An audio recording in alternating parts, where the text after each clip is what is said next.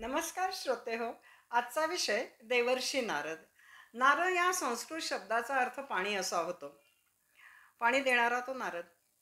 नारम ददाती स नारदः. स्वर्गलोक, मृत्यूलोक, पाताळलोक, यमलोक, कैलास या सर्व ठिकाणी मुक्तपणे संचार करणारे देवर्षी म्हणजे नारद मुनी. त्यांना प्रवेश नाही असं एकही ठिकाण नाही. गळ्यात विणा, हातात चिपळ्या आणि निरंतर भ्रमंती नारायण नारायण असे अखंड नामस्मरण करणारे कुशाग्र बुद्धीचे बुद्धिमत्तेचे प्रतीक असलेले देवर्षी म्हणजे नारद.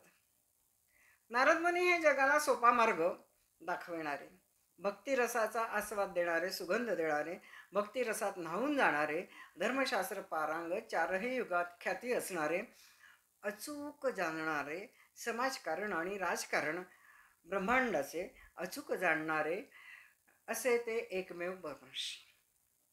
यज्ञ प्रक्रिया, धर्मशास्त्र, सर्पज्ञान आणि संगीत याचे ते उद्गाते आहेत. वायुपुराणात अध्याय 61 त्यानुसार एकूण 8 देवर्षी आहेत. देवर्षीणाम च नारद असा गीता वचनावरून 10वा अध्याय 26वा श्लोक.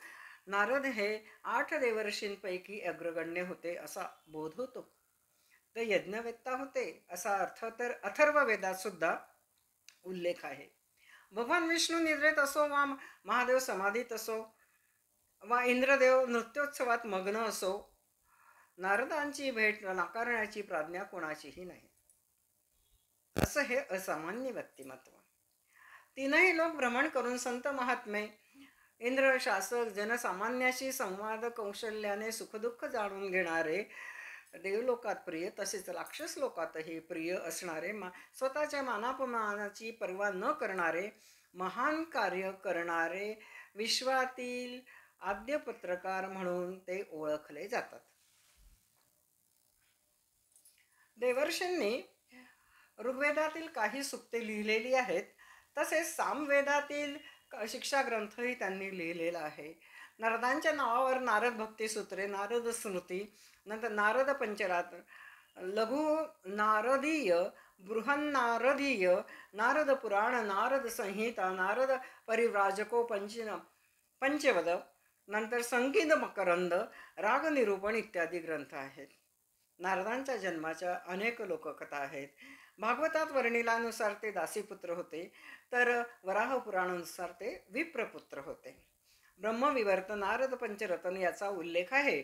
यात असा उल्लेख आहे. लिंगपुराण अध्याय 76 आणि शिवपुराण अध्याय 2 यात सुद्धा या जन्मकथांचा उल्लेख आहे. परंतु नारद हे ब्रह्मदेवाच्या मानसपुत्रांपैकी एक आहेत हे महत्त्वाचं. नारदांच्या कलहप्रियतेची प्रसिद्धी अतिशय. कलहप्रिय, कळीचा नारद ही 2 विशेषणे महाभारतात आणि हरिवंशात आलेली आहेत. प्रचंड विद्याव्यासंगी, कुशाग्र बुद्धिमत्ता, संभाषण चतुर, समाजहितचिंतक, अजातशत्रू आणि जनसंपर्क मित्र ब्रह्मर्षी नारद यांच्या चरणे विनम्र अभिवादन. सर्वदा हरिकीर्तन ब्रह्मसूत करी आपण, सर्वदा हरिकीर्तन ब्रह्मसूत करी आपण, तेणे नारद तोची नारायण बोली जले आहे. तेणे नारायण तोची नारायण बोली जेली आहे. धन्यवाद. लाईक करा, शेअर करा, सबस्क्राईब पण करा.